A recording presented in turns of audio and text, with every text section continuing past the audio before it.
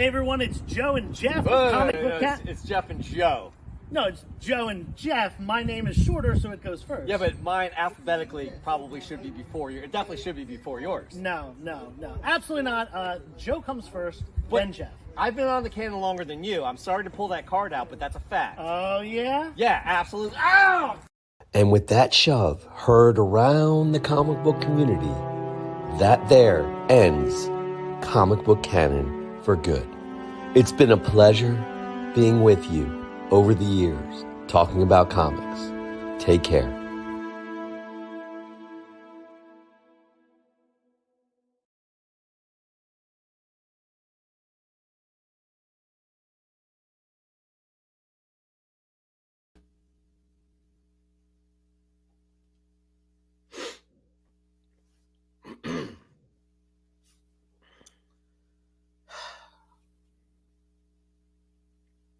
I'm still waiting for an apology. Yeah, well, I'm waiting for an apology from you. I don't know how we're going to do this. We have a show to do tonight. We have people who are lined up. It wasn't a good idea to say we Jeff, quit the canon.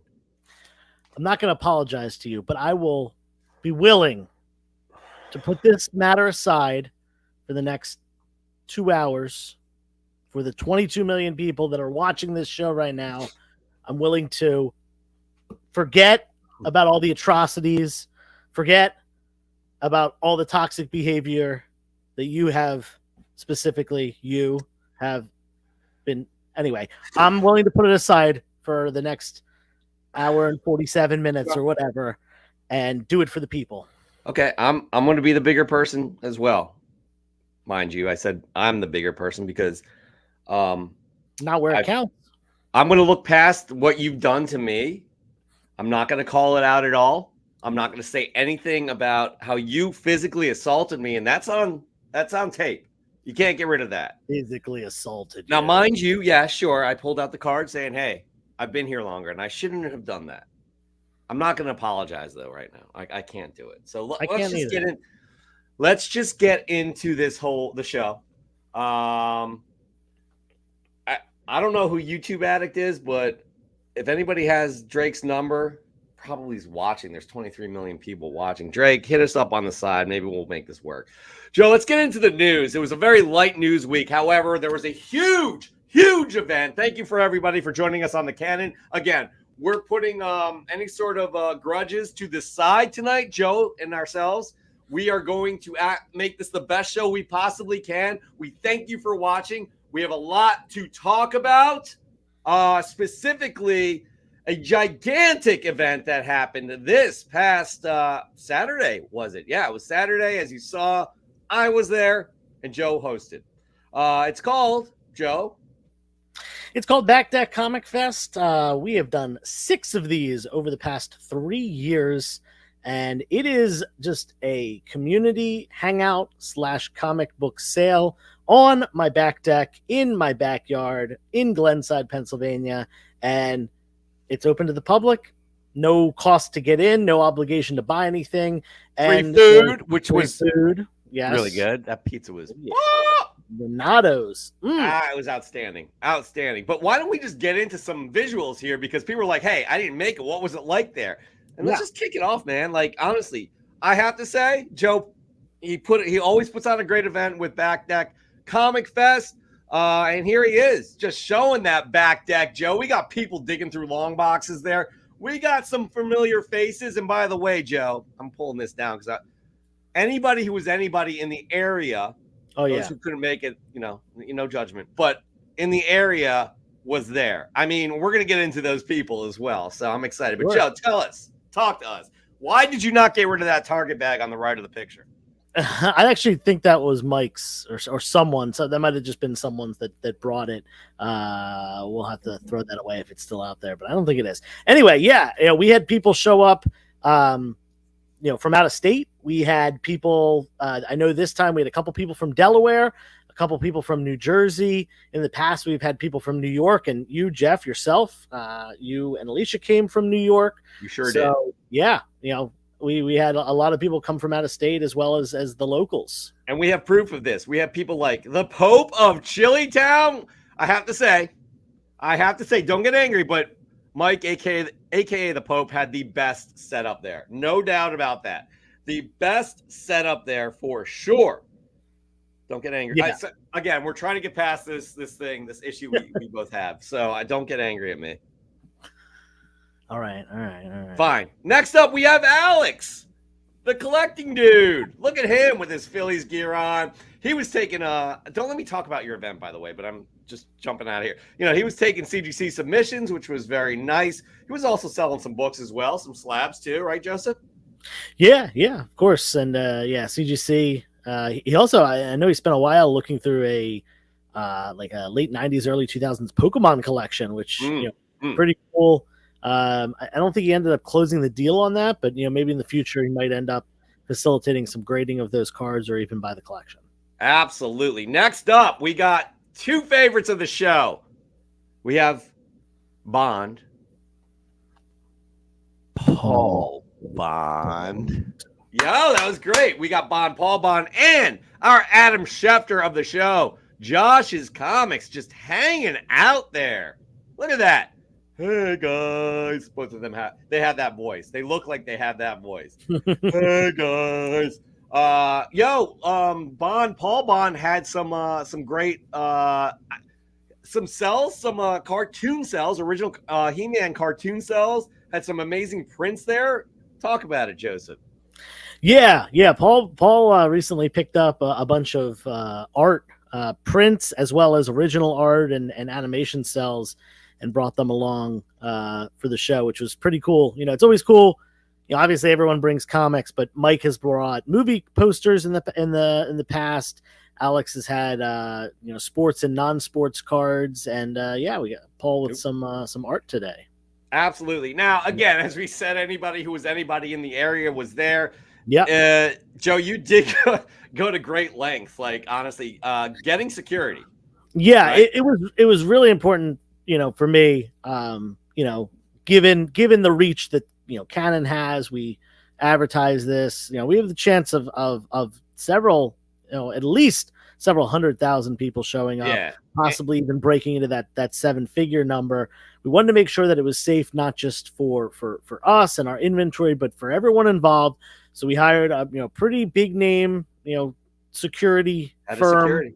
Yeah, I mean, it's Dog. He on the side he does bounty hunting, but he also does security. He was giving a press conference here, and then after that, he told everybody what the rules are. Back deck Comic Fest, no pushing, no shoving, et cetera, et cetera. What else? No pickpocketing. I think he mentioned it's those types of things. So Dog the bounty hunter was there. I felt very safe, Joe. Again, thank you for going to great lengths, bringing somebody like this in. It was very much appreciated on that. Yeah, and sure. Fortunately, he only had to take one person out to the back shed and pulp him up a little bit. Yeah, it was huge. Honestly, like it was one of those things, guys. He's like, guys, nothing to look at here. Then all these other like gigantic dudes just come in.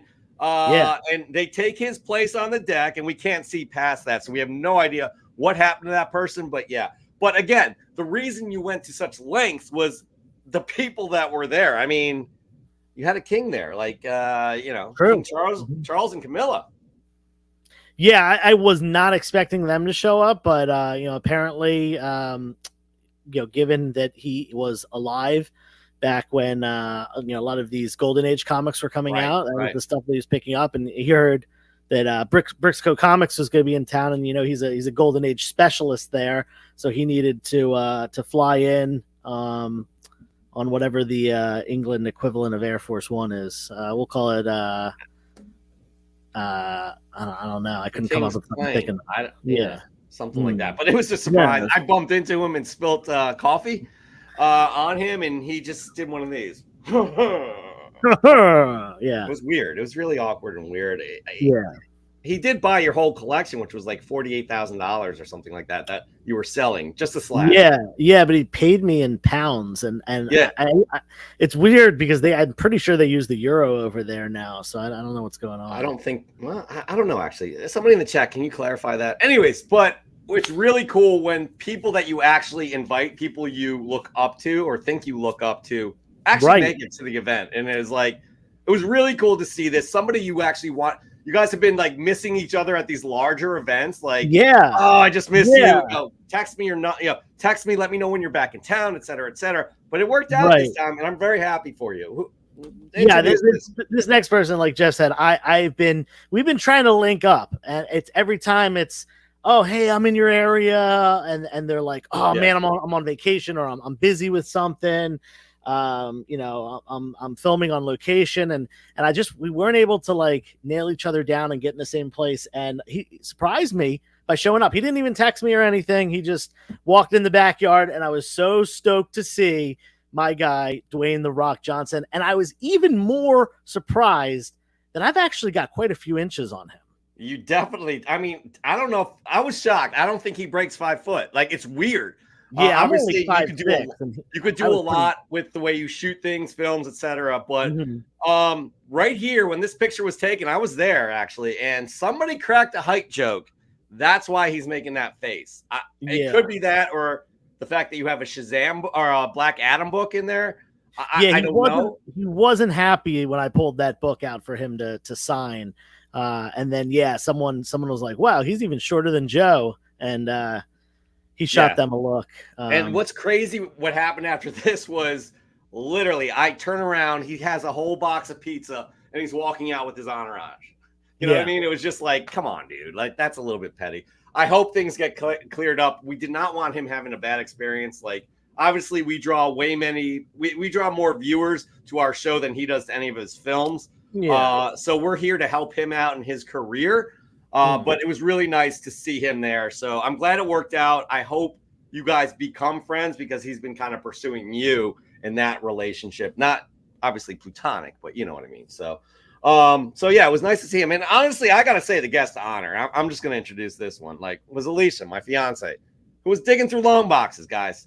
She was digging through long boxes, enjoying her time. She didn't have pizza, but I know it's not fresh from the comic shop just yet, but I want to share 2 books. So my fiance is the most supportive, loving individual. I know I'm biased, but she's starting to get a knack of into Wonder Woman books. And Tony, our lawyer, our former lawyer, I think we fired him because we are still being sued by Tiffany Amber Thiessen. Is that correct? True. Yeah. Yeah. But these were we purchased these from him, and these are fantastic. She loves cool Wonder Woman covers. So we have one by my favorite artist, John Byrne, right here. Nice. Really dig it. Actually, I'm going to pull this full screen. I asked her to come on the show 5 minutes before we went live. That's a great cover by John Byrne. And she was like, no, I'm not doing that. Not to say she doesn't want to. She was just like, I am not ready right now. And then we have this Brian Boland one, which you actually pointed something out there, Joe. Yeah, that's kind of a little unknown key. I feel like people just gloss this over. Wonder Woman 90 from this run is the first full appearance of Artemis, but this is issue 0, which was done as part of the 0 hour event. And this is the first cameo of Artemis, similar to how Superboy 9 is the first King Shark, but Superboy 0 does have a cameo in it as well. Yeah, I love this cover. I'm glad she picked these 2 out. And just starting to get into our hobby, Joe. I'm really excited about this. And we're going to actually have a little segment for Shelby and Alicia coming up. Just teasing that. So those of you who do have significant others may want to get in touch with those 2 fine women in our lives. So, okay. That, again, kudos. In all seriousness, you put on a great event. I thought it was, again, it's so much fun just hanging out with everybody, talking comics, eating pizza, donuts, joking around, making fun of each other. It's an absolute blast. So looking forward to the next one, probably in 2 months. Is that correct? Yeah. So the way I've been kind of working this out is obviously can't do it during the winter. Also don't like doing it in late July or August, because it gets pretty gosh darn hot here in the Philadelphia area. So I think we're going to do a kind of late June or early July. So about 2 months from now, 2.5 months. And then we'll wait until things cool down and do one probably, end of September, early October for the 3rd and final one of the year. Now, again, kudos. Well done. It's always great to see people there in person. Josh, Pope, Paul Bond, Tony, Alex, all the people, and obviously The Rock. All right, but we're gonna move on. Again, not much news going on. I mean, big news with the Back Deck Comic Fix, but in terms of comic book news and the world of movies, TV, etc., not much there except for one rather Big large thing. Big- Large thing. Yeah, we got a trailer, a real deal trailer. We've been teased so much by clips and set photos and rumors and confirmation of some of those rumors, posters. And this week we got not just a new trailer, but a lot of information about Deadpool and Wolverine, which is kind of being heralded as like kind of the peak 2024 event of the season here as far as comic book movies. DC doesn't have much. Marvel, the other stuff people are not super stoked about, both between the Sony and the Disney stuff. But this is kind of this is the movie, the first movie in a long time that I haven't seen anyone sad about. I'm sure there's that 1-2% of people that are like, oh, it's going to just be terrible. But, we can throw those curmudgeons to the side. The vast majority of everyone is stoked about this movie, whether you were, around from the beginning, whether you got into the MCU recently, whether you, watched those X-Men movies with Hugh Jackman growing up or not. People are really excited about this movie. And I'll say the trailer, solid. I'm going to go beyond solid. First of all, you're right. It's I feel like the hype is palpable. You can taste it. Whereas I think the last MCU film was the Marvels, which I was excited for, not like this, but I was excited for, and I was let down again. And there's a lot of people that were like, females, blah, blah, blah, they shouldn't be leading the superhero show. They shouldn't be leads in the, that's exactly how they talk too, by the way. But this right here is palpable. The return of Wolverine. So it's Wolverine and Deadpool. So much fun with that trailer. We're not going to give it away spoilers, and people are trying to avoid that stuff, but let us know in the comments what you guys think about, what you guys thought about that trailer. It blew me away. I had to watch it multiple times. These days, I'm like, watch it once and I move on. No, this was amazing. You had, we will give this little tidbit here of an Easter egg for Rob Layfield, which is outstanding. It's right there, everybody. You cannot miss it. They make sure you see that, and it's definitely about his drawing skills. Not to say that they're dogging him. I don't know. Are they, Joe? What do you think? I think, Deadpool's a pretty, tongue-in-cheek character to begin with. And I think it's a little bit of a jab for sure. Yeah, but again, that it was so good because I do believe there's going to be a lot of heart in this film, right? Somehow they always sneak it in with both of the Deadpools, right? And I do think that this Logan or this Wolverine, whatever variant universe he's from, I think this is going to be a lot of there's a lot of things that are heavy on his shoulders that we're going to, be akin to and learn about. And I'm very excited. It sounds like this is the way that they're going to bring. This is definitely the way they're going to bring Wade Wilson into the MCU properly. So very exciting stuff for sure. Unfortunately, we don't have much more news than that. But these two things were huge. Go ahead. Sorry. I just want to say regarding the trailer, there are a ton of Easter eggs, hints, potential clues at who is going to be in this movie that we have seen in the past. And not just that, I think one of the big things is we got the official reveal that Cassandra Nova, the sister, I was going to make a slide Professor X, is going to be what seems to be, if not the main villain, one of the main villains. And she's going to play a major part. And she's very comic book accurate looking. And I'm really excited because I really enjoy that run. For those of you who don't know, the 90s X-Men run, the people call it the Jim Lee run because he did the first 11 issues before leaving the Start Image. That run went actually really, really far. It went to almost 300 issues, I think. But specifically, starting at issue 114 or 114, they changed the title to New X-Men. It was kind of rebranded. It was it was given to Grant Morrison, and it had some Ethan Van Sciver doing a lot of the artwork as well, which people really liked before he went off the rails. But yeah, so I highly recommend that run. A lot of characters. In fact, speaking of Deadpool, Negasonic, she had her first appearance in that run.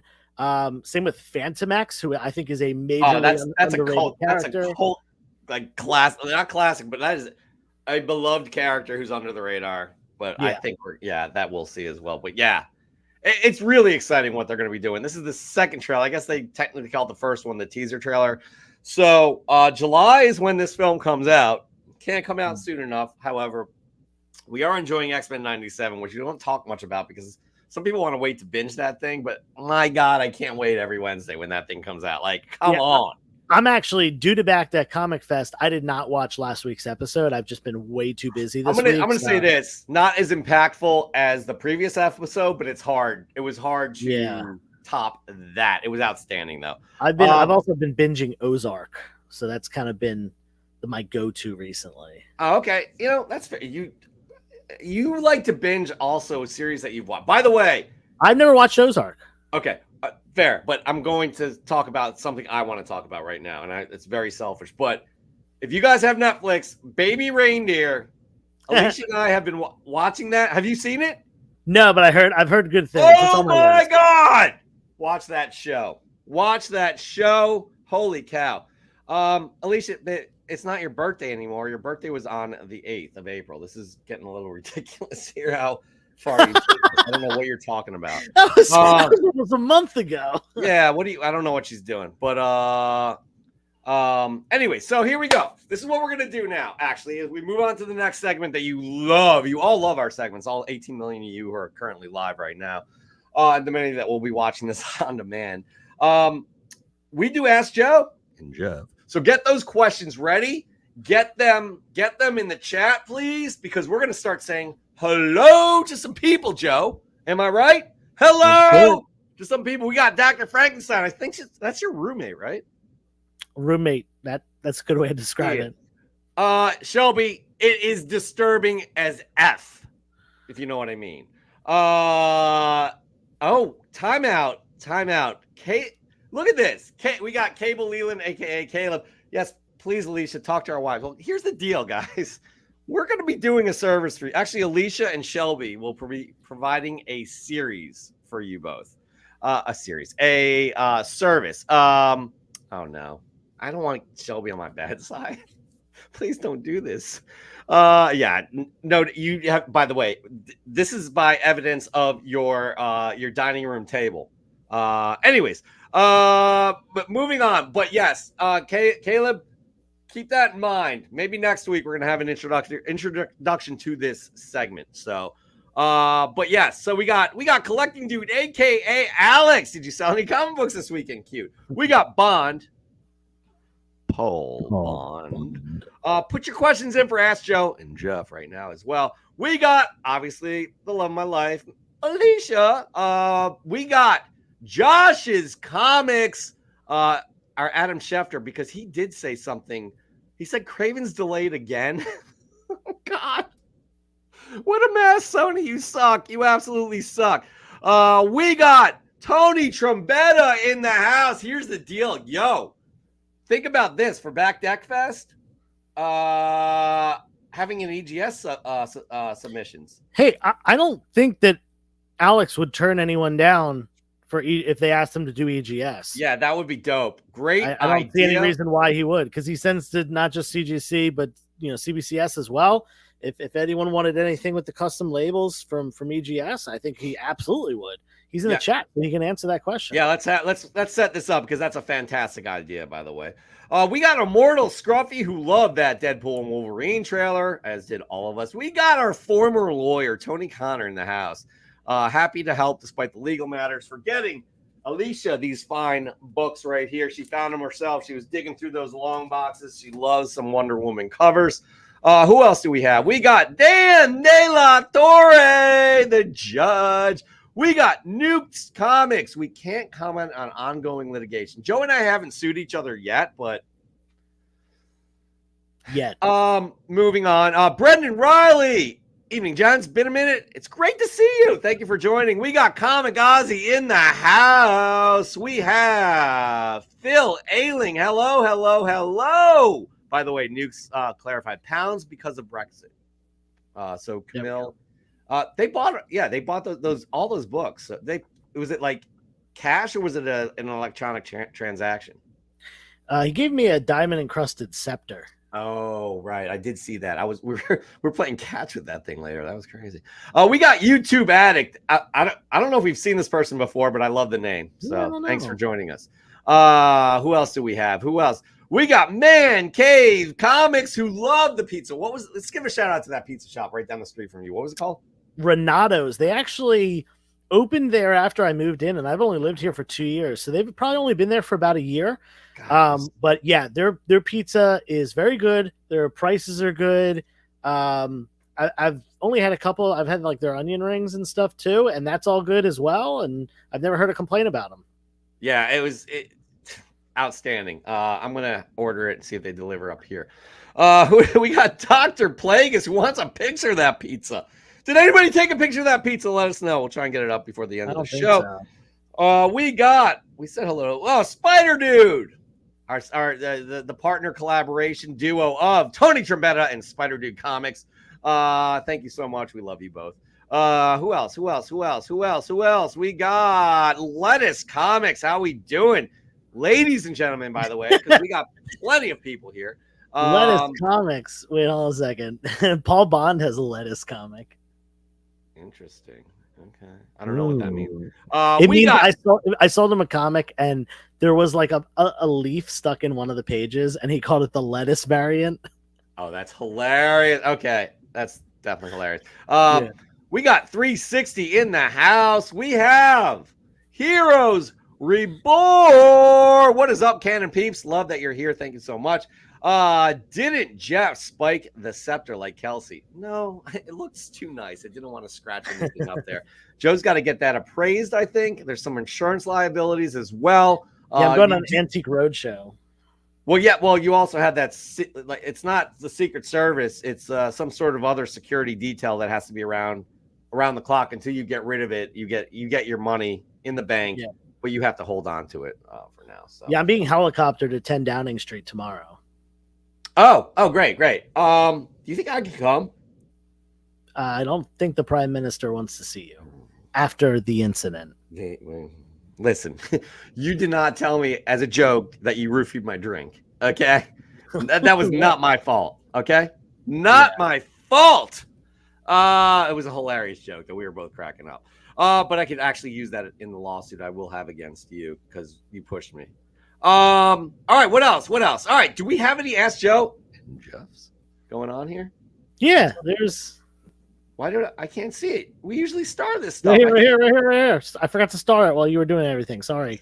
Thank you. All right, everybody, put those questions in the chat. We're going to start off with this one from Josh's Comics, aka the Adam Schefter of Comic Book Canon. Asked Joe CBC and Jeff as well, what series or character did you sell the most this weekend? That goes to Joe. I did not sell any books. Go for it. That's a great question. I mean, it's hard for me to tell because I'm usually moving all around and stuff the whole time. I'll tell you, as maybe not specifically this weekend, but as of late, Spider-Man is always a big seller, but X-Men has definitely popped in popularity recently.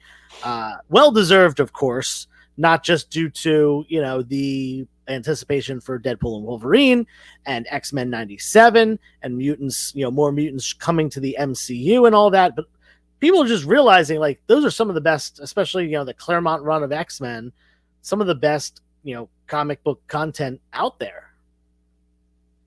Yeah, for sure. There are a lot of key issues as well. What was the what was the oldest X-Men you had in that one of those plastic holding things with all of your CGC or your I had a bunch of Silver Age. I think I had the earliest issue I had for sale over the weekend was an 11. Yes, that's what it was. I was showing Alicia all of that stuff. It was just so cool. going through all of those books right there, and being able to kind of talk to Alicia about who these characters are, what they mean, what they represent, and why they were introduced back then. Obviously, the X-Men, civil rights, etc. So that is very cool. So it's nice to hear that X-Men is starting to make a play. And let's be honest, like once Deadpool and Wolverine comes out, it's probably going to increase with X-Men 97. The second, they're doing I believe, I'm not sure if they greenlit it, but they're probably doing a second season of X-Men 97. So I would think the only reason that they might not, and I was thinking about this the other day, is if something happens at the end of this season that leads us into the MCU. Maybe it's just a one and done kind of intro. That's a good point. But maybe not. Who knows? It's a wait and see. I think we have 3 more episodes left until this run or this first season's over. True, Moving on to it's 10 episodes, right? I don't remember. Yeah. I think we're on 7 or 8. Anyways, let us know in the chat, please. Actually, Adam Schefter, let us know, please. Ask Joe, can you provide your beard grooming tips for the bearded men and women watching? Paul, Paul has a wonderful beard as well. If you guys don't believe me, check this out. Look, on the left right there. Look at that beard. Actually, Josh has a great beard as well. You guys should be giving off, tips as well. Joe, but they specifically asked you. Yeah. Honestly, I just use clippers. Asked you. Yeah. Sorry, my beard's better than yours. It's just a fact. I just use clippers and trim it every once in a while. And, I know like things are real popular nowadays with like, oh, I use a special like beard shampoo, or I use, oils. I literally wash my beard with body wash. Yeah. Like I use just body wash head to toe, my whole body, no conditioner, no oils afterwards, nothing like that. Every once in a while, though, I will say this, and it smells amazing. Every once in a while, I'll go to Lush and I'll get this beard cleanser called Kalamazoo. That's the name of their. They have all their own products. It's all like handmade stuff, and that specific product is called Kalamazoo Beard Cleanser, and it is absolutely freaking wonderful. Highly recommend. Yeah. If anybody cares, I take my clippers to my beard, and that's it. I don't do much with that. I don't even want a beard. Alicia, she's like, you're keeping that beard. I'm like, all right, fine, whatever you said. Whatever you say. But yeah, anyways, everybody, please put your questions in the chat. I do want to point out one thing here before we get to actually the Honorable Dan De La Torre, who has a live question. Paul Bond makes a good point. Here, where is it? It's actually funny. Now it's not going to be funny anymore. Wouldn't it be called X-Men 98 for season 2? Yeah, it should be. That's cute. I like that. That makes me laugh. All right, but Matt Stadge is in the house. Hello. Woo-hoo. All right. Moving on. Oh, T Shoe is here as well. You guys missed it. We almost ended the canon here because Joe and I got into an altercation. Guess you'll have to see it on the rewind. Dan De La Torre, though, the Honorable Dan De La Torre, or Judge De La Torre, he likes to be called. Hello, sir. You have a live question for Ask Joe and maybe Jeff. I have a question for both of you. As long as it doesn't aggravate your guys' conflict with each other. You guys are already fighting. I don't want more division. So well, you're a great peacemaker. We've done. Okay, before you ask your question, I have a question for you. Have we done a great job of separating the issues that we do have to focus on the show? Fantastic. Thank you. Absolutely fantastic. Credit to both you gentlemen. Credit to both we need to hear. All right. As an older collector, I won't be here forever, but as long as I'm here, I'd like to be remembered for one thing if I could, and that is the definition of what is what. I'm a big fan of history and correct history, and one of the things I've gotten a lot of criticism for is the definition of the Silver Age. Now, I think we can agree when the Silver Age began for both DC and Marvel, they were both different. DC was 1956 was Showcase 4. I don't think there's any question about that. It was a completely modern approach to the characters of the time, starting with the Flash, and of course, Fantastic Four 1 in 1961 with Stan Lee. But the question is, when do those eras end? I think With DC, I'm not an expert. I probably have very little opinion on that. But Marvel, I am an expert at that. The conventionalism is 1970. All right. So, but I've looked up a lot of articles to define what is what. And even Wikipedia and every article I see, there's no real defining definition. But people have accepted 1970. I don't agree. And again, this is Marvel's end. I still say it is the 20-cent era. For a number of reasons. Let me first give some of the other reasons why people thought, they thought an era ended with ASM 121, with the death of Gwen Stacy. I guess that's a groundbreaking moment. Conan 1 started at that era. And DC, Kirby goes to DC. I don't see those as defining moments. They're epic moments, but it doesn't define an age, an end to an era, rather. The 20-cent era is what I say. And so that would end in 1974. Yep. And the reason why is this: every 20-cent comic from Marvel fits in a Silver Age book. You can't fit those in a modern book. They were still very Silver Age-esque. The stories are very Silver Age. The paper is Silver Age. You still have the Marvel chipping in the 20-cent era. 25-cent era, the comics were much smaller. They fit into a modern book, and the paper quality is far superior. You don't see much, if any, Marvel chipping even from the 70s. Two, that was the other part was that when Stan Lee, he was in charge of sales of, and I forget exactly what his title was, at the end of every 20-cent comic was the Marvel value stamp. And so that led to the 25-cent era, and think about it, every last 20-cent era was the Marvel value stamp, and then that transferred to the 25-cent era. The reason why was because of the 20% increase. Stan Lee, who was always thought, you know what? Let's put something of interest for you guys to collect something on. It'll distract you from paying the extra 5 cents. And again, that's my argument for it. There's probably a few other things I'm forgetting. So, but why does that mean anything to anybody? Look, history has to be accurate. If you don't learn from history, you repeat these mistakes here.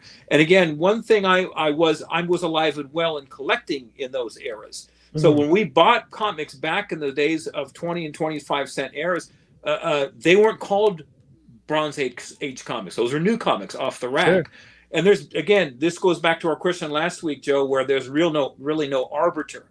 So in my experience, collecting ability or opinion rather, I still say that Marvel ended at the 20-cent era. The Bronze Age began 25-cent, and if I'm right, that means characters like Punisher, Ghost Rider, are later Silver Age characters. Interesting. Now, how would that would be a difficult thing to sell across the board, but again, I stand behind that opinion. So, Joe, you're in the market.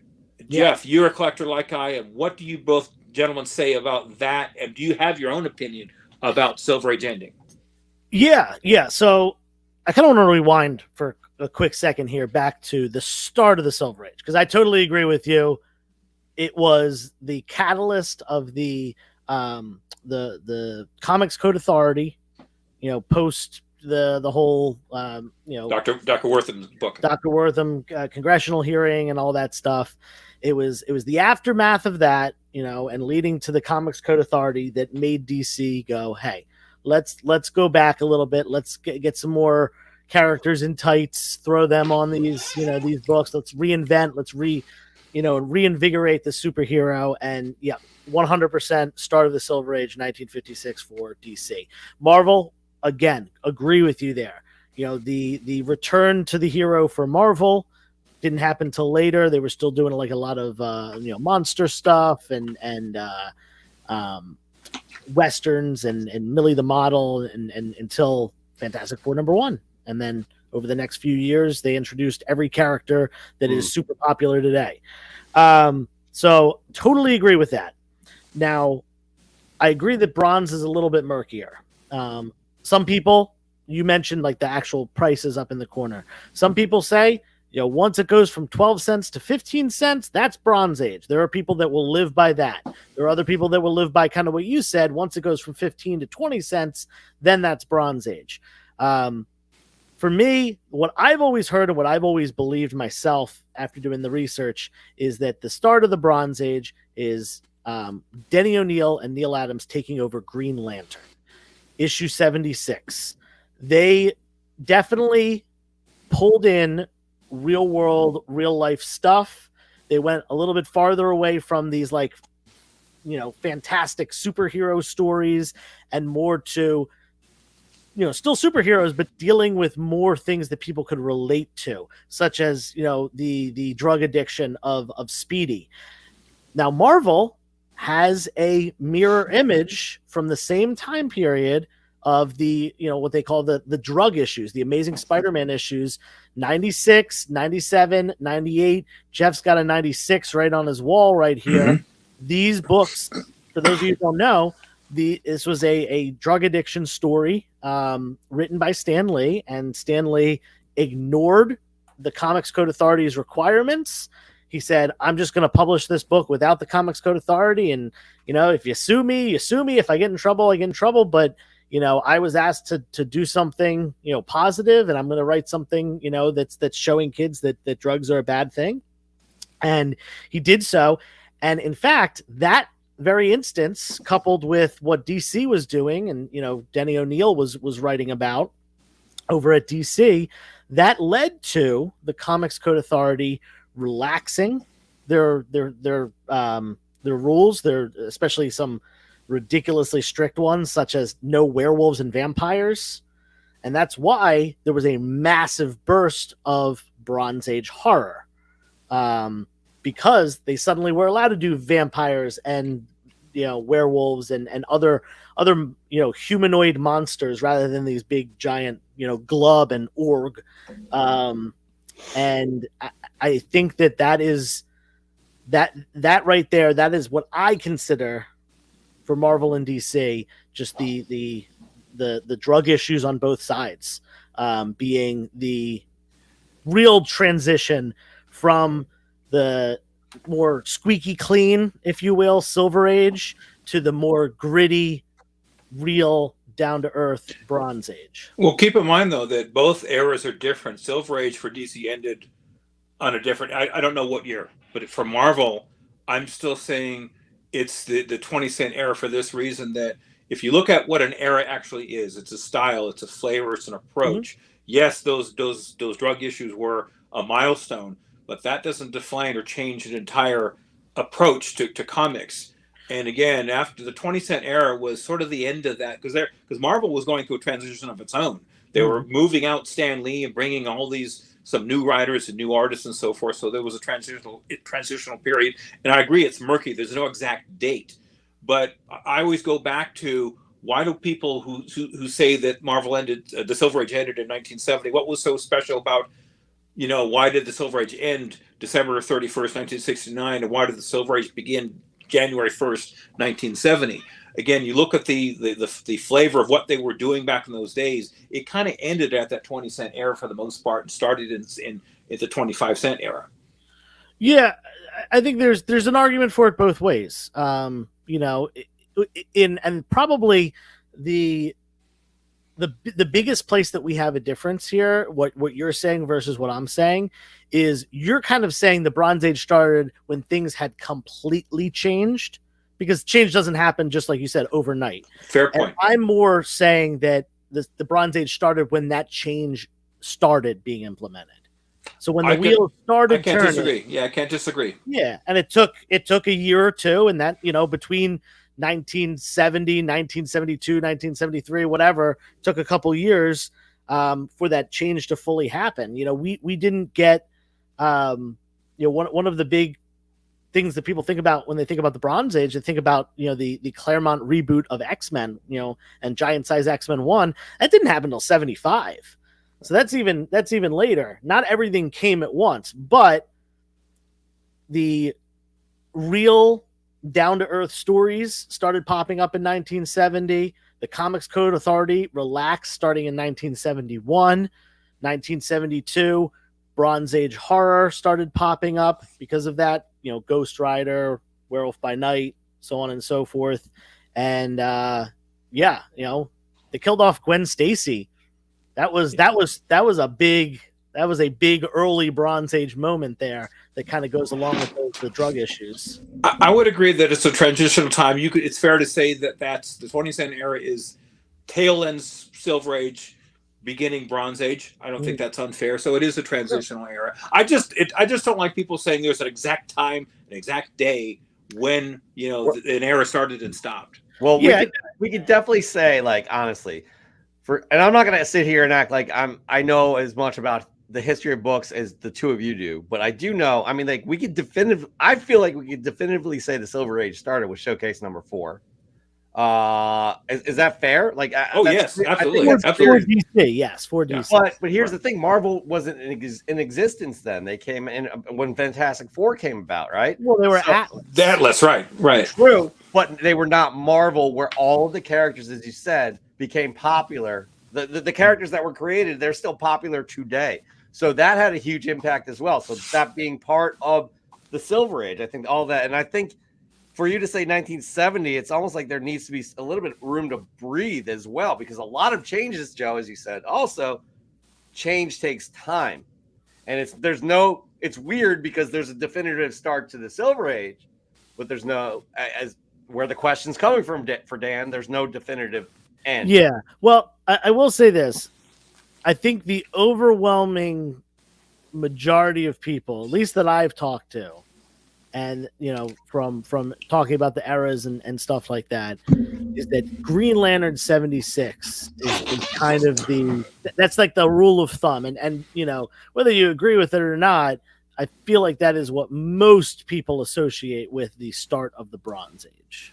But your answer is, I think, is probably the best I've heard, Joe. That a transitional period. I would accept that as that's a very logical, very fair way to look at things. Yeah. So, all right, that's a tough one to answer in one show, to be honest with you. We could do a 2-hour show talking about all the eras of comics, because I have a whole lot to say about that, but we'll save that for another time. But that's a great question, Mr. De La Torre. We do have other questions we need to get to, and Your Honor, you need to get ready for a case you have later today. So thank you, gentlemen. Good day. Thank you, Dan. We'll see a bit, Your Honor. The Honorable Dan De La Torre. Stick around for Fresh from the Comic Shop, and we will talk more to the judge. Here we go. Myrtle Scruffy. Ask Joe and Jeff, what universe would you rather live in, Marvel or DC? This is a fun question. I have an answer, but I'm a fan. I think Marvel. I think I would rather live in the Marvel universe. Like the concept of, mutants and enhanced beings and stuff like that. DC, I feel like, leans harder towards the cosmic and the aliens, and stuff like that. And that's I'm more terrestrial with my stuff, getting into outer space. That's might be a little bit too out of my world, But I'd like to throw this at you as well. I think I know you well enough to know why you've decided on this answer, because that gives you an opportunity to be Nightcrawler's sidekick. It does. Nightcrawler's sidekick. What would my name be? All right, everybody please in the chat, let us know what Joe's name would be as Nightcrawler's sidekick. Even better if you could, how about design a costume for Joe as Nightcrawler's costume. We'll have it on the canon next week for sure. Maybe if I have time this week, I'll try and do that too. I'm going to go Marvel as well, because Spider-Man and I would be best friends, or actually maybe I would be Spider-Man instead of Peter Parker. There's a possibility if I lived in that universe, right? It could happen to anybody, but I love Spider-Man so much, it probably would have happened to me. Yeah. Moving on. This is a good question here, because I love it. Like, we could add so much more to the Back Deck Comic Fest. Ask Joe, CBC, would you ever host an episode of the canon from Back Deck Comic Fest? So as much as I would love to, and like Jeff did go live there, so that was kind of on the TikToks. Yeah, you went live on TikTok, so that was kind of a thing. I'm so busy during that event. I'm running inside to grab stuff that people. I have local people that buy from me that are maybe picking something up that day, and I have to run in and go get it. I got my dog usually is here and there. I've got the other vendors if they need something. I'm making sure people are closing the gate when they leave. Like I just have too much on my hands to worry about anything in additional. Now, could we do afterwards? Do like a little something? Yeah, sure. Maybe something like that. But honestly, afterwards, I am tired and I'm hungry. I have a proposal for you, actually, because I could it. run the show while you're there. You'll have a little segment in the show, knowing that you're very busy, probably working with Dog the Bounty Hunter in terms of security, making sure all of that's, down pat, and obviously selling comic books. We could have tons of live guests there from the community. It would be a fun show. Logistically and technically, we need to figure out how to do it. But this is not a no. Am I right, Joe? It's not a no. It wouldn't be the same show because Joe has other responsibilities to make sure his back deck doesn't burn down. But we'll talk about this, actually. We will talk about this. Moving on. T-Shoe. Question: why do my Winnipeg Jets always shit the bed every postseason? I'm sulking and know better. Here's the deal. We're Flyers fans, fans, almost made the playoffs, which is a surprise. They should not have been in that position. And you could also be dealing with the Sixers, who are now down 3-1 to the Knicks. So, you know what? Just be happy you're there. Matt Stadge, so happy you're back. And so happy that we're injecting some more enthusiasm into this wonderful hobby. Don't give up, sir.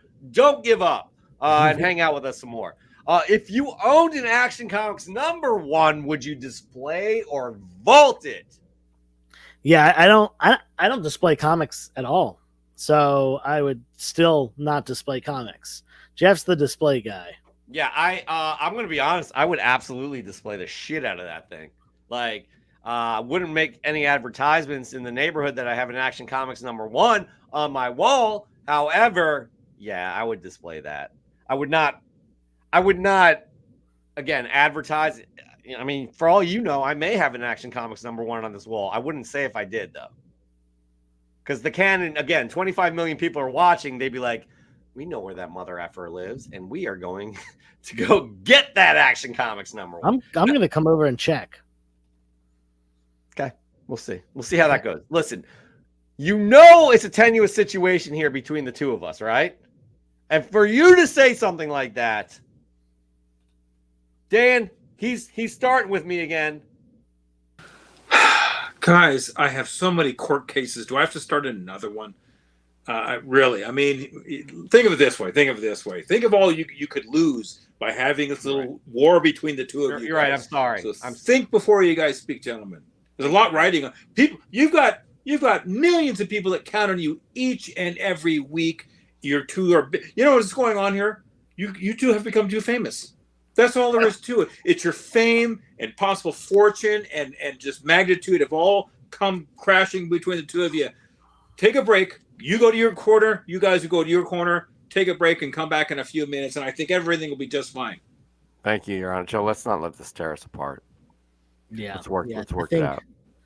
I think we have Kanye West syndrome. We're going to be okay. Thank you, Your Honor. Well, at least you don't have LeBron James syndrome. Yeah. I'd be off the show. Come on. LeBron's a good person. Anyways, all right. So we right there, I think that ends.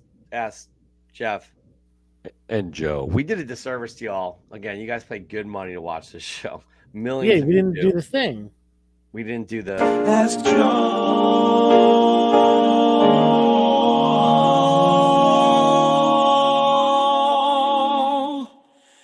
And Jeff. So normally we do it twice, and we didn't get it at the front end. So you know what we're gonna do? Ask Joe.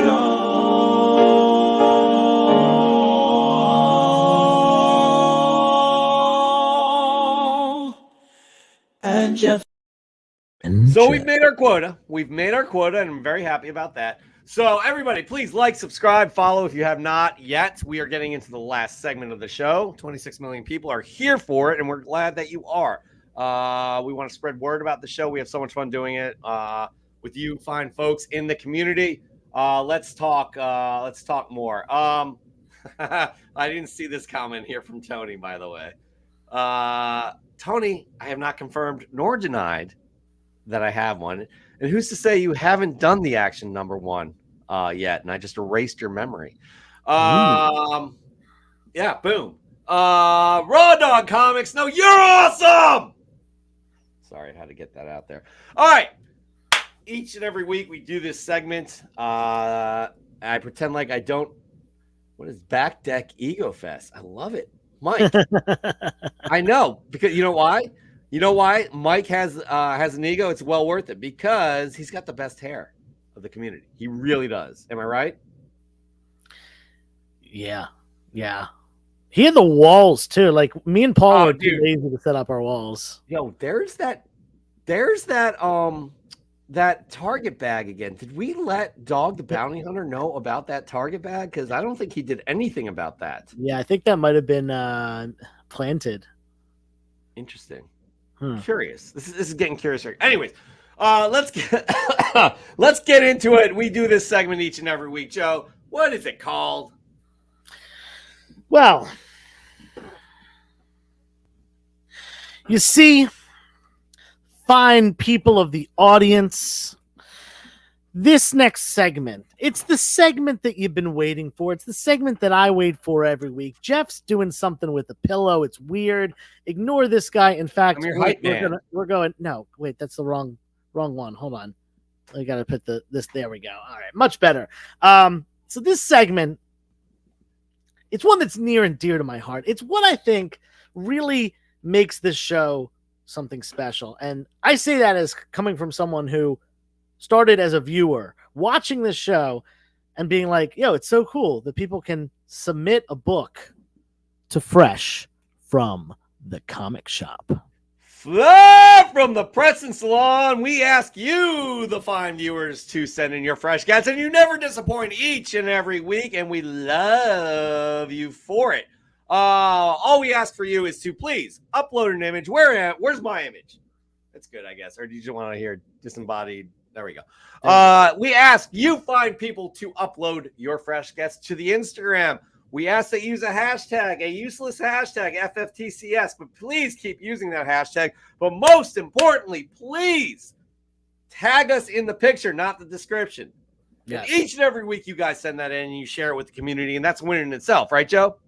You're winning when you're sharing your books. Hashtag winning.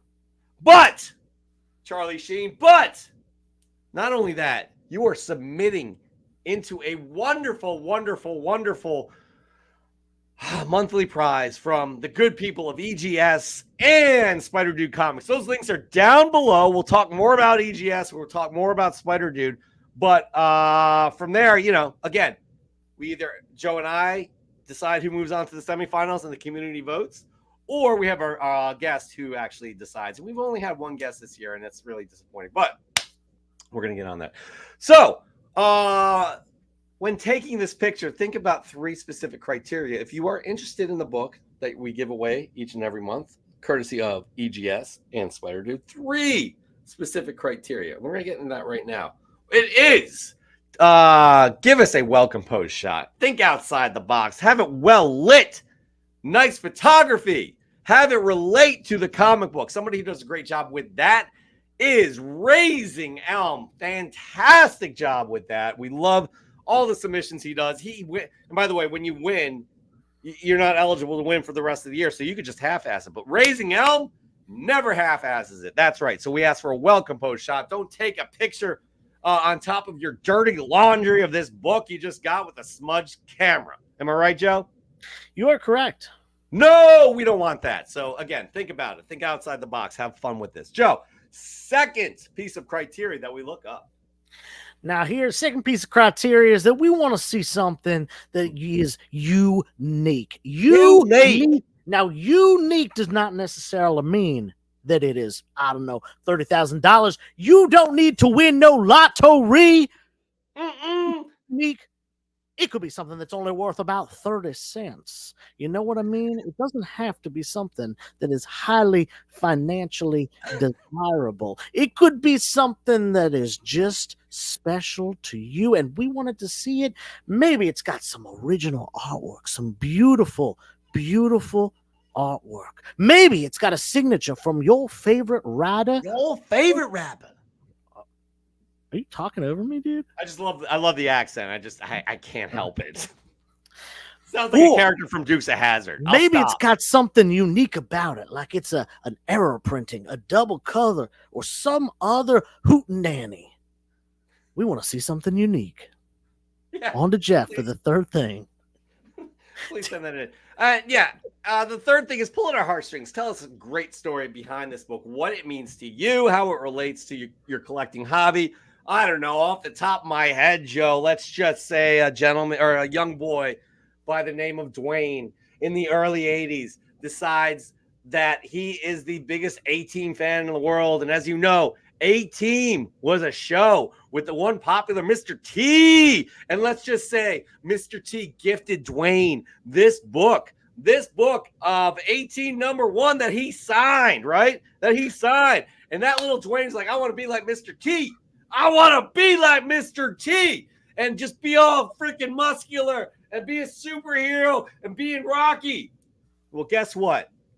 What? 40 years later, little Dwayne becomes the biggest star on the planet. And what does he do? He takes that A-Team #1 and gives it to young Bobby, who's 8 years old, who idolizes him. His name is now The Rock. And he gives it to Bobby. A-Team #1 from Dwayne The Rock Johnson. This makes absolutely no sense, but you see where I'm going with this, right? Yeah. Because right there, that sends Bobby on the journey of collecting comics. And I probably have better stories off the top of my head, but that's all I got for you guys right now. That's all I got. So again, pull at our heartstrings. Tell us something nice about this. You know, does it remind you of a family member? What launched your collection? Or does it smell really good and it brings tears to your eyes? I don't know. Let us know, though. Give us that story.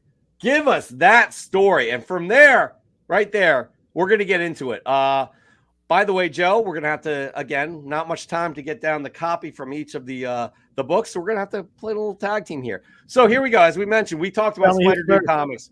We talked about EGS. We talked about the monthly book that we also build up to a yearly book. So let's get into it right now. First off, EGS Comics.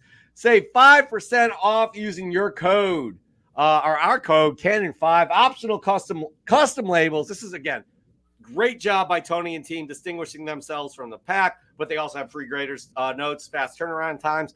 Also, they have their own case, they design their own case, and it's better than the rest, in my opinion. I think, Joe, you agree as well. And Spider-Dude Comics has the best deals out there. Please check them out. Click the link below. Again, 5% off right there from EGS. The April book of the month that everybody's fighting for is this amazing. I mean, look at this thing. The gradient up top matching the book. Spider-Man #7, the second print. This is the first appearance of Spider-Boy. We love this book. I really think that you guys have been picking it up in terms of, like, from that. Remember the Joker book we had a few months ago? Yeah. Since then, every book has been absolute fire. So we really appreciate that. And so the finalist, that whoever's going to be the semifinalist this week will be going up against Josh's Comics 01, the Adam Schefter. This story was outstanding, by the way. This Big Trouble in Little China book. And then to meet Nori Jordan in the finals to go against this wonderful book right here. And guess what, everybody? Since you all think that we're disorganized, Joe, we're going to show them. Am I right? Oh, yeah. You got us organized. Because we're on the road to the book of 2024 Fresh from the Comic Shop tournament. We are on that road. We have 3 books. We have 3 monthly winners who can compete against that. We have January, February, March. We're looking for April. We will know April's book of the.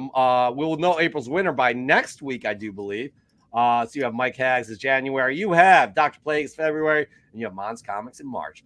Well done, everybody. We're just going to get right into it, Joseph. Are we ready? We're going to start with Mark Leneker. Okay. I don't have my phone, but you know what? Let's do something here. Let's get organized, shall we? I got it. We're good. Okay, so we got Mark Leneker with this wonderful Dave Stevens cover. Okay. DNA Agents. There we go. DNA Agents. Here we go. Mark said, it's not outside the realm of possibility. The last issue of DNA Agents might be worth more than all previous 23 issues combined. The reason is perfectly clear. Dave Stevens. Joe, that's very cool, especially to think a run like that.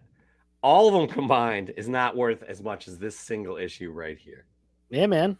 So, well done. Joe, I'm going to help out here as well because I'm going to pull up the next one. I'm already ready to go, man.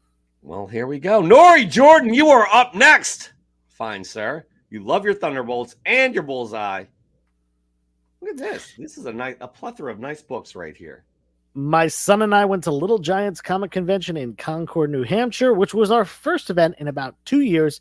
I had a budget planned to stick to, and that was gone in the first 45 minutes. My goal was to get back at least one of the books I sold a while ago, and I was lucky to get a deal for 2 of them. This was a Strange Academy 1, 9.8, and a Daredevil 9, 9.8. Soon after, I was able to find a nice high-grade copy of Daredevil 141, which is Bullseye's 3rd appearance. Finally, after getting back from the show, I had Captain America number 6, 9.8, waiting for me in the mail. I'm learning about the Winter Soldier's history. I'm still learning about the Winter Soldier's history, but he was a great Thunderbolt leader and a fun character in the MCU. Take care, everyone. Hashtag FFTCS. Those are some great books. I like how he has the keys right there. That's thinking outside the box right there. That's taking a nice, well-composed picture of what we asked for. And great job. Before we get into the next one, again, the next one's a nice composed picture. Dr. Plagueis has it down. I got it. Josh, what's going on? Or Adam Schefter of Comic Jeff, I'm cooking up a good story. We got to know more about this. Should we? Please let us know, please. Moving on, we got, as I said, Dr. Plagueis, who is not eligible, but is still taking some great pictures. Oh, yeah. Look at this. I love it. I love it. Look at your favorite character up top, by the way. Oh, yeah. All right. Happy freaking Figgy Friday. This is a post I've dreamed of making since I made this account. Received my first ever copy of Giant Size X-Men 1 this week after it was delivered to the wrong house, and I had to go hunt it down. Man, we've got some drama here today. As a huge X-Men fan and a Chris Claremont completionist, I knew deep down my run was not complete without this, and it was time to put my big boy pants on and make it happen. Shout out to A1's Comics, an amazing community member, and Giant Size X-Men Whisperer, who gave me a very fair deal on this. That's, again, you got take note, everybody. Dr. Plagueis is not eligible to be a monthly winner for the rest of the year. So this is really well done. It's fun. It obviously ties into the book in so many ways. Dr. Plagueis, great job as usual. Yeah, that's a sweet picture. It really is. Next one we have Kaboom Comics. Boom. Kaboom. Kaboom. Sing it. Just got some cool pickups from a local comic book shop. What is this? No, Now or Never.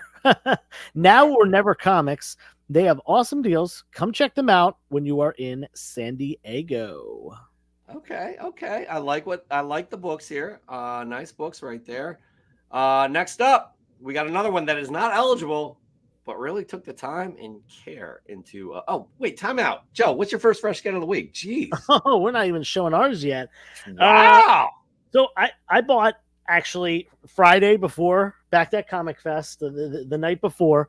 I was getting ready and I got a message from a guy, local collector, just said, "Hey, I'm having my 4th kid. My wife wants some stuff out of the house. Do you want to buy a couple boxes?" And I did. And this is probably the most unique, the most interesting thing that I found.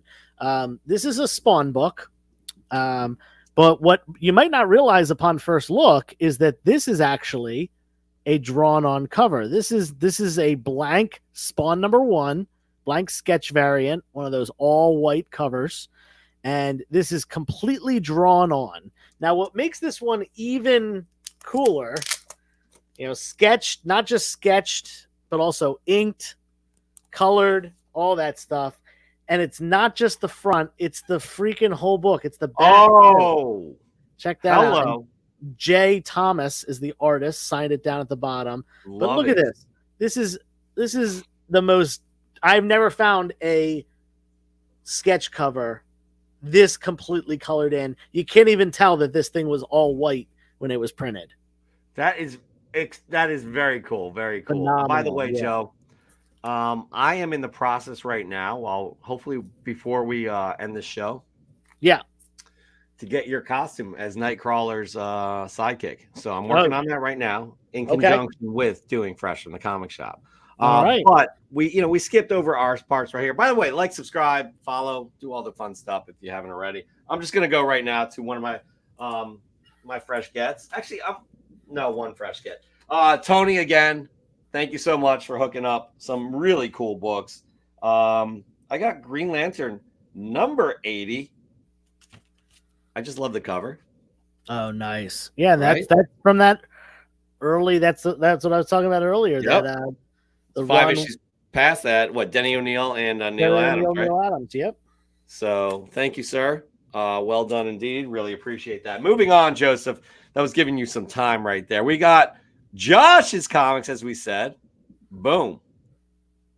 Josh's comics, a staple of the local comic book community, as well as Comic Book Canon, and a frequent visitor to Back Deck Comic Fest. In fact, he usually gets there early, usually stays late, offers to help set up, break down, all that stuff. Great guy. Anyway, Star Wars Rise of Kylo Ren, number 2, Origin of Ben Solo, first mention of the High Republic. For this week's Fresh from the Comic Shop, we are taking a look at modern Star Wars. Regardless of how anyone feels, I think Kylo Ren was one of the better characters in the new trilogy. Here we have issue 2, showing the origin of Ben Solo and how he became Kylo Ren. Not only a great series, but an amazing cover featuring Luke Skywalker as well. I also managed to grab the 3rd printing of the cover in black and white.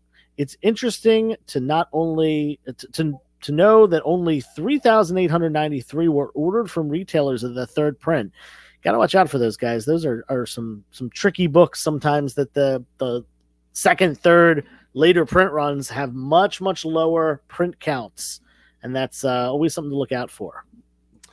Yeah, for sure. This series, again, I was trying to work on this costume, but listen at the same time. I apologize. But these have impact on the High Republic. I know he mentioned it's the first mention of High Republic, but there's Avar Chris, I think, in issue 2 or 3.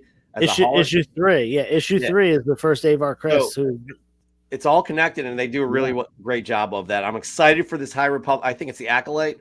This series based off the end of the High Republic coming out on Disney Plus this year. So keep checking in tune, or whatever. I don't know what I'm trying to say. Joseph, your second fresh get of the week. What do you got? All right. So when CGC a couple months ago started grading pulps, I made a video kind of just letting people know that CGC was going to start grading pulps. And I also mentioned that I owned no pulps. And up until this morning, actually, I still own no pulps. And when I mail these out tomorrow, I will once again own no pulps, because someone actually bought them all in my claim sale today. But I just want to show this one off before I do send it off. This is Startling Stories number. They're not numbered, actually. They're just dated November 1949. Startling Stories. Check this thing out. Not only is this just an awesome cover, we got this diagonal line here kind of showing, I don't know if she's like in two worlds. Actually, yeah, it says The Other World is the name of the story. She's in some like, dark world where these animals are attacking her, and she's in, modern day New York. Really cool cover here. Of course, a lady in red, a good girl art cover. But one of the things that makes this really cool is this book actually has a story written by L. Ron Hubbard, the creator of Scientology. He was a science fiction writer before being, a cult leader. And I think we really need to start as a community talking about the science fiction writer to cult leader pipeline, because I think it's becoming a little bit problematic. Anyway, we'll move on from that. Pretty cool book. Like I said, I picked this up at the flea market this morning and already sold it in my clam sale. That is very cool, Joseph. By the way, we need to take a pause for a second. let's go in order here. D&T Comics Collectibles. Hey, Oh fellas. yeah, he's got some I'm a news. little late. Listen, it's okay. It's okay. It's a Sunday. People got stuff going on. You can watch it on the rewind. But I think the reason Danny is a little late is because, drum roll, please. He just got engaged. All right, Danny and Tessa, congratulations. We are going to have a wedding, a combined wedding, the two of us, the two couples together. Joe will be officiating both. Nice. It's going to be a beautiful moment. A beautiful, actually, no. The judge, the Honorable Dan De La Torre. Joe will be the best man in both wedding parties. So it's going to be hard. I don't know how you're going to, at the same time. But good luck with that. But congratulations, Danny and Tessa. Really, really happy for y'all. Let us know how things go in regards to the wedding planning and give us any pointers because I don't know what I'm doing. And yeah, let us know if there is a date. We will be sure to not schedule ours on the same day, unless we do have that same day. The joint wedding. All right, and we have our final submission right here. Right here, it's Raising Elm. Are we ready to go? Oh gosh, I forgot that I was supposed to read things. So I'm just gonna. Did I get that was your second fresh get, wasn't it? Yeah, you gotta do yours. Why don't you do yours real quick? Because again, it's y'all know my favorite DC character is Green Lantern. And Joe, here we go. Just take a look while you're doing this. We got Green Lantern number 54 from Tony as well. Huh? Ooh, nice. Just a very cool cover too. Yeah. I love these Silver Age books right here. Tony, thank you so much. I only bought from Tony, by the way. Don't everybody get mad at me.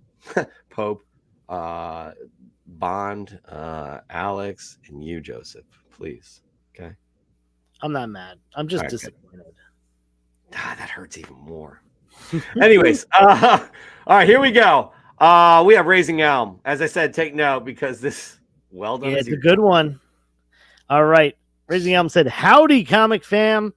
The ideas for my submission don't always strike right away, but if I put one foot, quote in quotes, one foot in front of the other, LOL. Who else is excited about the new Deadpool and Wolverine movie? The trailer was released earlier this week, and it was freaking amazing. I must have watched it more times than I can count on my fingers and, in quotes again, toes. With the new movie being released this summer and with Rob Liefeld moving to Florida, aka retiring, I couldn't resist picking up this awesome Liefeld variant cover of Deadpool issue number 1. I also love that the cover pays tribute to the very first Deadpool cover, New Mutants 98. Beardpool sends his regards. Much love, comic fam. Let's flippin' go." Joe. Yes. I love this. I absolutely love this. It's great. I love it. What more can we say? Look, here's the deal. We need to wrap this show up, or Fresh from the Comic Shop at the very least. That was the last submission from our audience. Joseph, your last Fresh Get of the week. I'll show mine. Then we're going to have to decide on a semifinalist to go up against Josh's Comics. Yeah, so this is actually 3 books. I cheated a little bit here and did more than one book, but I did a trade. Always love doing trades, especially when I'm trading stuff from my personal collection. And that was the case with this. And this was a trade with Mr. Brixco Comics himself, Paul Bond. And I got out of the trade, I traded him a coverless incomplete Batman book, Detective Comics 69. It's a very expensive book normally, but this one was coverless and missing a wrap. So not nearly as expensive with that, but he had word on a copy that might have been missing a centerfold. So he was like, "Oh, I'm going to get this from you. I'm going to get the one missing the centerfold. I'm going to marry them together for a complete book." Great idea. And I got this stuff right here from him. Chamber of Chills number 21, but it's actually number 1. And if you remember, probably a couple months ago, I actually got a Chamber of Chills number 1. It was a 1.0. Well, this one, nicer. It's going to be my upgrade copy. It's probably only like a 2.5 or a 3. But then I got Chamber of Chills number 22. Damn, so dude. the second issue of the run, 22, which is really issue 2 because it changed from a different title. And they eventually restarted the numbering, and this is issue 15. These two I did not yet have in my personal collection, and this is a run I am trying to complete. I am more than halfway done at this point. 19 is going to be the hard one, though. That's a very, very expensive book. Probably will be the last one that I get. Okay. I like what you got there. I'm also working very hard to get Nuke's comics up because I don't know how this happened. But Nuke's, let me pull it up. I'm going to pull it up in a hot sec. I'm creating it as we speak, Joe. Should I slowly read it? No, not until we have the image. But I am also working on a Nightcrawler costume for you, sidekick costume. And I'm really having trouble because obviously I'm doing it through AI. Well, it's called multitasking. I'm running a show in front of 23 million people. You think I got time to design a costume without having the help of AI? No, I don't. To be honest, I thought you were in Photoshop right now, just like no, I don't have anything I like just yet. We're getting there though. But more importantly, we need Nuke's submission. Apologies, Nukes. Apologies. Here we go. We got it right here. Even though it says Dr. Plagueis here, I forgot to change the title, Joseph. Right now. Here we go. Boom. Look at that. There we go. Fresh from the comic shop, Planet of the Apes for John Jang cover variant. The apes must get from New York City to Atlanta, but will crap. I just X'd out of it. But will Juliana be able to protect them? Or will the I just exit out of it again. Hold on a second. Okay, you want me to do it? Nope. Okay. Or will the Exorcitus Viri, I have no idea if I'm pronouncing that right, stop them? Awesome story and cover. It goes perfectly with my 1K bag and board prize from the Guerrilla Comic Supplies, a veteran-owned company based out of the great state of Texas. I picked up this book from DBS. Good stuff indeed, Nuke. Nice. Yeah, it's always good to get those bags and boards in large quantities, and especially good to win them. Yeah, no, for sure. I like what Nukes has done here as well. Yeah,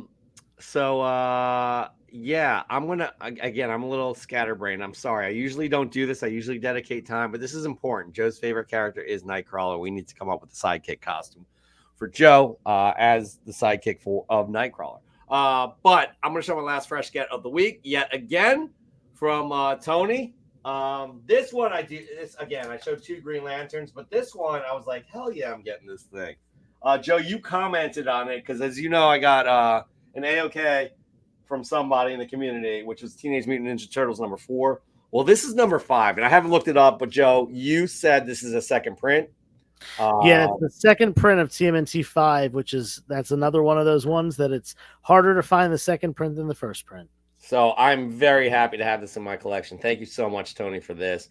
It accompanies the earliest issues I have are 4, 5, and 20. So I was happy to get this weekend. Thank you so much. Joseph, you and I right now have a decision to make, and I think I'm on to something with the costume here. Okay. So we're not going to debut before the end of the show, but maybe this week. Bronzeville said Bamf Boy. That's not a bad name. Yo, that helps out quite a bit, actually. I like that. Joe, you and I do not have I like Bamf Boy is hilarious. I love it. I'm going to throw that in here, see what we come up with. I'm not going to sleep tonight, by the way. I'm freaking into this. I'm going to sleep real well tonight.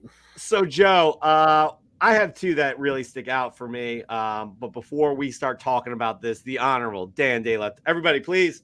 What do they do? What is the bailiff? I guess it's the bailiff. All rise for the Honorable Dan De La Torre. Hear ye. Court is now in session. The Honorable Dan De La Torre presiding. Present your case, gentlemen. Thank you, sir. We are just deciding on the 2 that stick out for us, or maybe 3. I don't know, Joe. I don't want to speak for you. I would say there's 2 more than. There's 2 for me. Okay. Now, before we begin, Dr. Plagueis and Josh's comics do not qualify. Yes. Correct. Thank you Okay. Thank you, Your Honor. I appreciate that. Any others? No, I believe you got all of them. Let me just double check here. Yeah, you got all of them. All right. Maybe we proceed, Your Honor? Yes, sir. Okay. Joe, do you want to go first? I can go first. Yeah, I mean, it's it's hard to beat the presentation of the foot shape from Raising Elm. Joseph, this is one of my two as well. Yeah, Your Honor, please put that into record. It isn't submitted, sir. Now, Joe, yeah, it's hilarious. It's you know So not good. only topical with the movie coming out and Liefeld retiring, you know, but also just you know such a like inside joke of the comic book community, Rob Liefeld and just not being able to draw feet. I love it. It's so good. Justin does it again. But do you want me to mention my second one? It may overlap. Of course, with your second one? yeah. Okay. That would be Nukes. That we almost forgot. I like what's happening here. I like how all of this ties into one thing. I like that it's almost done in what we would think would be the Planet of the Apes in a nice area of their village of some sorts. Joe. Yeah. You know what? I'm upon looking at this again, I'm loving that it really all matches. Like the greenery in the background with the bags and boards, with the cover of the comic book. Everything really just looks really nice together right here. And it's also got a great story because he won the bags and boards, which is always awesome when you win something from a community event or whatever, from your local comic shop or a giveaway. So yeah, I mean the boxes are checked, and also I would say this is pretty unique because I think this is the first time that we have seen sealed comic storage products as part of a fresh from the comic shop. And although they're not comics themselves, this is a pretty cool picture. I really like it. Yeah, honestly, I'm gonna say I'm leaning towards that one. Oh, okay. Well, even though I did bring that one up, I'm leaning towards Raising Elm. Okay. We've been at odds all episode, and I apologize for my behavior earlier. So, Your Honor, please take note that I am actually conceding to the fact that I could have behaved a little bit better. Since you both are on probation, I'll allow this. Thank you, sir. So, Your Honor, as you can see, we have two opposing books that we're leaning. Each of us are leaning towards each other book. Is this making any sort of sense in any sort of legal jargon whatsoever? No. However, Your Honor, please take it away. You know you have a decision to make. I am backing Raising Elm Comics. Joseph is backing Nukes Comics. Is this true, Mr. Joseph? I can confirm. Okay, I can see both your points here, but I'm going to rule in favor of Nukes Comics for this reason. That is the complete out-of-the-box thinking. I've never seen... He just put together those pictures of those Silver Age bags, comic bags. By the way, you put 20-cent comic books in those bags just to throw that in. And look at the outside. Actually, he took this outside. The colors are absolutely perfect. They're as perfect as an EGS comic rating label. So based on that, I'm going to rule in favor of Nukes Comics. Case dismissed. Congratulations. Oh, wait, time out.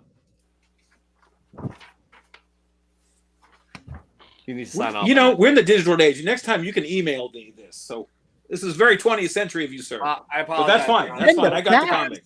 Most of the time, courts want us to fax things in as well. So I avoided the whole fax situation as well. I appreciate that. We're a modern court, sir. Modern court. Here. Got it. Thank you. Congratulations, Nukes Comics. You are going up against Josh's Comics right here, which is where is it? I am discombobulated right here. Josh's Comics. For the semifinals of April to go up against the finalist, the first finalist, Nori Jordan. So, wow, action-packed show, everybody. I got to say, I love doing this show. I absolutely love it. I have so much fun doing it. I am so grateful that you all sit here and watch us be complete idiots, or myself, not the Honorable Dan De La Torre with the wig on. But Joe, again, I love you. I love what you put on there. Again, what you do for the community. I don't know why I'm being so grateful right now, but it's always energizing to be around everybody. As it was yesterday. So again, I want to say thank you, because that's a lot of effort. This guy, he loves what he does. He loves being part of the community. He loves being able to get you that book that you're eagerly seeking. So thank you for that as well. Even though there are perks to the job, Joe, at times, but yeah. Look at that. He had the Black Adam show up at his show. Wow. I mean, come on. Anyway, so Joseph, or the Honorable Dan De La Torre, any nice words you have to say to the community? I'm just happy that you two made up, because if it came down to it, I would have made you two kiss and make up in front of your significant others on the show, just to make certain everything was on the up and up. Wait, you're saying that you appreciate the effort we made to just put things to the side? I did. I would have had to force you guys to kiss and make up literally on the show, but you guys did it on your own. So congratulations. And thank you to all the wonderful people in the chat. We don't do this without you guys here. Love each and every one of you, even if I can't speak this evening. And I swear I haven't had a drink at all. Nothing, but still. Congratulations on that. Real quick, Caleb, we love you too. By the way, again, be on the lookout for that significant other support group, basically, is all I'll say about that. So hopefully next week. Joseph, kind words to the community. Well, I just received this picture in my inbox. I gotta turn my brightness down. Yeah. Let's try that again. Better. We're gonna need to bring this up. Yeah.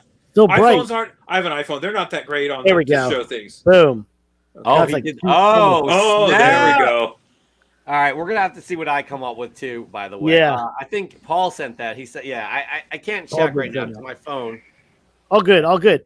But yeah, Back to Comic Fest is awesome. I'm gonna take some much needed time off in the next couple weeks, just because I have done, I think it was 5 conventions, including Back to Comic Fest over the last 6 weeks. And I don't have another one until May 18th. So the next couple weeks are going to be still claim sales. Don't get me wrong. I'm not going to sit on my hands, but it's going to be nice to not have to be up at, 6 a.m. on Saturday morning or 5 a.m. on Saturday morning and be going until 11 or 12 at night. So I'm going to be excited to take some time, catch up on things around the house, and do some more claim sales on Instagram. Thanks for tuning in, everybody, and we'll see you next week. We will indeed. Until then, be good to yourselves and be good to others. Peace.